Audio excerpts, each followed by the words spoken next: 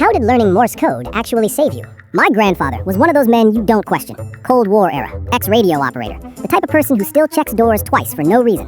He never really explained what he did back then, just said, if something goes wrong, you won't have time to Google it. One day, out of nowhere, he teaches me Morse code. No context, no story, just tapping on the table like it's life or death training. I thought it was useless, completely outdated, like learning how to send smoke signals in 2026. Still, every weekend, same thing. Dots, dashes, repetition until my fingers hurt. And every time I complained, he'd just say, you'll hear it before you see it. I didn't understand that at all. Years later, I forgot most of it. Or I thought I did. Because that kind of thing doesn't feel important until it is. One night, I'm home alone. Power cuts out completely. Not just lights, everything goes silent. Even the fridge stops humming. At first, nothing feels wrong. Just darkness. Rain outside, normal storm noise. Then, I hear something. From outside. Tap, tap, tap, tap, tap. I ignore it, because outside noise is normal during rain. Pipes, wind, anything. Then it repeats. Same pattern, exact same rhythm. That's when it clicks. It's not random, it's Morse code. Now my brain is fighting itself. Relax, you're overthinking. Who even uses Morse code? Then it comes again, clearer this time.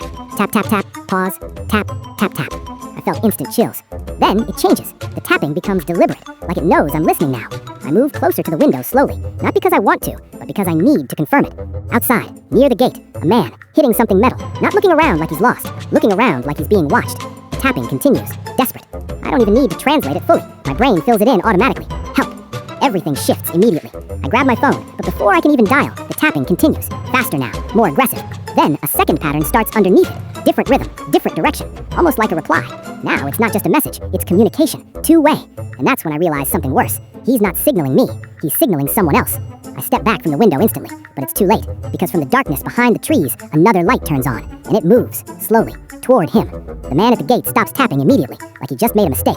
Then he runs, not away from my house, away from whatever answered him. Sirens arrive minutes later, fast, too fast, like they were already close before the call even finished. Police sweep the area. They catch the second presence not far from my street, hidden, armed, watching.